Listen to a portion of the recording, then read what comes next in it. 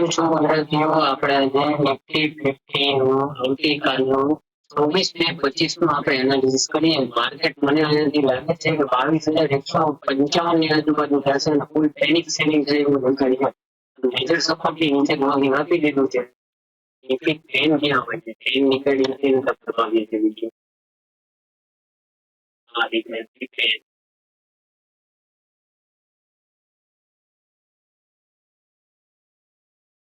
આ જે સપોર્ટ છે મેજર સપોર્ટ ની નીચે માર્કેટ ક્લોઝિંગ નહીં કર્યું છે. આ ક્લોઝિંગ છે ને અહીંયા નીકળી છે 22,155 ની આજુબાજુમાં. આ આપણે ડેઈલી ચાર્ટ નું એનાલિસિસ કરીએ છીએ. ડેઈલી ચાર્ટ ની અંદર આપણે મોટી એક મૂવ આવે ને આ ટાઈપની, પછી આ ટાઈપની મૂવ આપણને દેખાય છે. હવે આને 15 મિનિટના ચાર્ટ ની અંદર આપણે કન્વર્ટ કરીએ કે જો 15 મિનિટના ચાર્ટ ની અંદર ઇન્ટ્રાડે માં આ ચાર્ટ કન્વર્ટ કરીને ચેક કરીએ કે કઈ રીતે આ માર્કેટ ચાલે લાગે છે. 15 મિનિટમાં આપણે જોઈએ 15 મિનિટની અંદર ચાર્ટ નું સ્ટ્રક્ચર તો ફૂલ ડાઉન જ છે. અત્યારે તો આ રેન્જ ની અંદર ચલવાયેલું છે. આ રેન્જ અને આ રેન્જ ની અંદર હવે માર્કેટ કાલનો ઓપનિંગ અહીંથી મને 15 મિનિટની કે 15 મિનિટની એકા બે કેન્ડલ અહીંયા હોલ્ડ કરી કન્સોલિડેશન કરી અને નીચેની બાજુ નીકળે તો આપણે પુટ સાઈડ ની એન્ટ્રી લેવાની છે. નીચેની બાજુ આપણને ક્યાં ક્યાં ટાર્ગેટ આવશે એ તમને કહી દઉં. 22,500 22,144 સુધી જવામાં કેટલા નીચે નાના નાના માર્કેટમાં સપોર્ટ છે.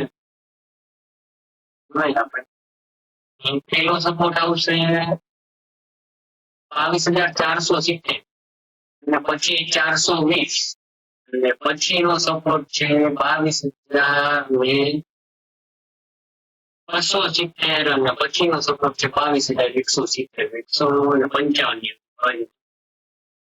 નીચેની બાજુ લેવલ આપણે ક્યાં લખીને તમને કહું કે જો માર્કેટ અહીંથી હજી નીચે ગયો તો પેલો સપોર્ટ નીકળીને આવશે 22,470.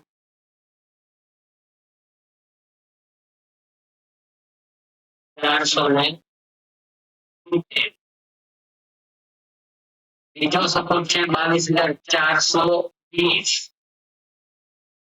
પછી છે 22,270. આ તો નીચેની બાજુના સપોર્ટ છે. અહીંયા માર્કેટ ઓપનિંગમાં રેન્જ બનાવી એટલું બ્રેકડાઉન કરે તો પેલા આ આવશે, બીજો આ આવશે અને ત્રીજો આ આવશે. બરોબર.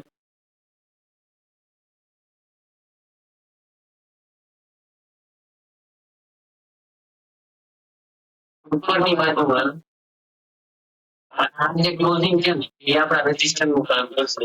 ઉપરની બાજુમાં તો તમને પેલા તો આ જ રજિસ્ટર આવશે 22,600 620 ની બાજુમાં. પછી જો ઉપર નીકળું આ લેવલ કેવું છે એ લેવલ ની આજુબાજુ 22,650 અને પછી નીકળું તો ઉપર 22,750. તો માર્કેટ કઈ રીતે નીકળે ને એ ઉપર ડિપેન્ડ જોવાનું છે. માર્કેટની ઓપનિંગ શું છે. માર્કેટ જો ગેપ ડાઉન ખુલે છે વેઇટ કરવું પડશે એક રેન્જ બનવાની.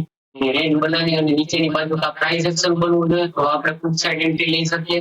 અથવા તો ખાલી ગેપ ડાઉન ખોલી અને જો કન્સોલિડેશન કરી અને એ રેન્જનું બ્રેકઆઉટ કરે તો આપણે અહીંયા પહોંચીએ. અને અહીંયા ઓપનિંગ થાય એ જે તમને ત્રણ લેવલ દેખાડ્યા 22,470 22,420 22,270 એ નીચેની બાજુના ત્રણ લેવલ આવી શકે છે. હવે ઉપરની બાજુ આપણે આ વસ્તુની અંદર અહીંયા ઓપનિંગ થયું પણ સેમ થોડીક વાર 15 મિનિટની બે ત્રણ કેન્ડલ હોલ્ડ કરી અને ઉપરની બાજુ નીકળે એકદમ સાવ નાનો ટાર્ગેટ 22,700 થી થઈ અને 22,720 નો કરી અને ફ્રન્ટ સાઈડ મારવાની એન્ટ્રી. આ જે છે એ આખો રજિસ્ટર લેવલ છે. આની ઉપર તો માર્કેટ ટકશે નહીં જ્યાં સુધી આ સ્વિંગ હાઈ કપાડે ને ત્યાં સુધી આપણે બાઇંગ બાજુ નથી. આપણે સેલ જ કરવું છે અને સેલ સાઈડ જ રહેવું છે. જો નાનો ટ્રેડ લેવો હોય આ ટ્રેડ લાઈન બન જાય તો આ ટ્રેડ લાઈન ઉપર પણ કન્સોલિડેશન કરે અને રીતે કન્સોલિડેશન કરી ઉપર નીકળે તો આપણે એક ટ્રેડ ઉપરની ફૂલ સાઈડ તો મારી શકીએ છીએ. 22,600 અને 22,750 આ બે ઉપરની બાજુ ટાર્ગેટ નીકળશે. છેલ્લો લાસ્ટ આ લાઈન મારી મોટી છે એ લાઈન 22,797 ની જે ત્રીજો ટાર્ગેટ એ આવી શકે તો બહુ પોસ્ટથી માર્કેટ ઉપર નીકળે તો બાકી કાંઈ આવી શકે છે. ઉપરની સાઈડમાં આપણને તો નીચેની સાઈડમાં વધારે મજા આવે એમ છે કારણ કે હવે આપણને અહીંયા મોટી મોટી કેન્ડલ થતી મળશે. અને ફાસ્ટ મૂવ આવશે અને ફાસ્ટ મૂવમાં આ માર્કેટ છે ને અહીંયાથી અહીંયા નીચે ટચ કરવી અને પછી બાઉન્સ બેક મારશે ને પછી અહીંયા કન્સોલિડેશન ચાલુ કરશે. પછી આને બ્રેકડાઉન કરવું હોય છે તો આ લેવલને બ્રેકડાઉન કરશે. આ હેવી સપોર્ટ છે. આ જે લાઈન મારેલી છે એ આપણી હેવી સપોર્ટની લાઈન મારેલી. ઉપરમાં તો આપણે આને જોઈ લઈએ તો ડેઈલી ચાર્ટ ની અંદર હોય ને એ સ્ટ્રોંગ સપોર્ટ હોય. આપણે ઇન્ટ્રાડેના સપોર્ટ હું બોલ્યો હતો. પણ જે સપોર્ટ બોલ્યો ને ઇન્ટ્રાડેના સપોર્ટ. આ ક્લોઝિંગ બેસિસ ઉપર સપોર્ટ અને રજિસ્ટર કામ કરે. જ્યારે હાલ માર્કેટ એની નીચે ક્લોઝ થશે ને પછી અહીંયા બીજું પેનિક સેલિંગ થશે. ત્યાં લગી આમાં સેલિંગ નહીં થાય, ત્યાં લગી અહીંયા સાઈડ ડબલ થશે. પર માર્કેટ અહીંયા નીચે આવશે પછી અહીંયા સાઈડ રમત રહીને રાખશે. એમ થઈ અહીંયા ક્લોઝિંગ આપી દીધું પછી આની નીચે જો માર્કેટે ટ્રેડ ચાલુ કર્યું તો પાછું પેનિક સેલિંગ કરશે. તો સ્પીડમાં મૂવ આવશે. એની ચાર્ટમાં આપણે સમજી લઈએ. એની ચાર્ટમાં પાછું હું તમને લઈ જાઉં.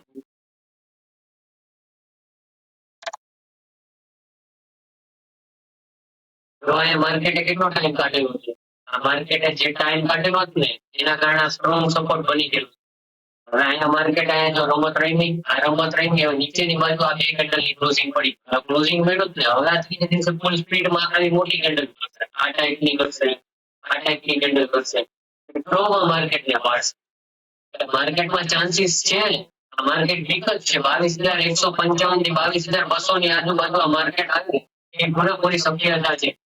અને અહીંયા પછી માર્કેટ આવી રીતે રમવાનું ચાલુ કરે છે. અહીંયા કેમ રેન્જ બનાવેલી છે એવી રીતે રેન્જ બનાવે પછી જો અહીંયાથી બ્રેકડાઉન થાય તો પછી આ માર્કેટ 22,000 થી નીકળીને 21,000 ની આજુબાજુ આ બાજુ આવવાની તૈયારી કરશે. 21,200 ની આજુબાજુ.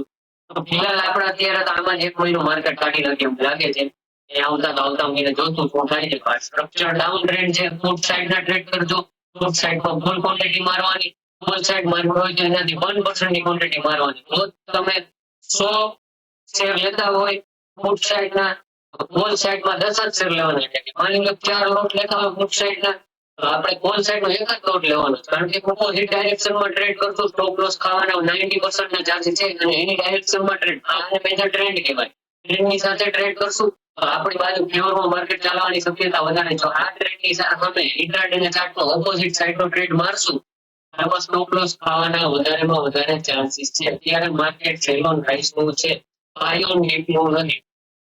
તો આ એનાલિસિસ તમને સારું લાગ્યું હોય અને મજા આવી તો શેર કરવું અને મને કેવું કે આ તમે કયો છે બધું બરોબર રીતે સમજાવો છો તો મને ખબર પડે કે આપણે કોઈ બીજી રીતે પણ સમજાવવાની ટ્રાય કરશું. મને નથી ખબર પડતી તમે શું સમજો છો શું નથી સમજતા પણ મને સમજાય. એટલા માટે કહું છું કે જો તમને સમજાતું ના હોય તો મને કોમેન્ટ કરીને કેવું ભાઈ મને આ તમે સમજાવો કે મને સમજાતું નથી.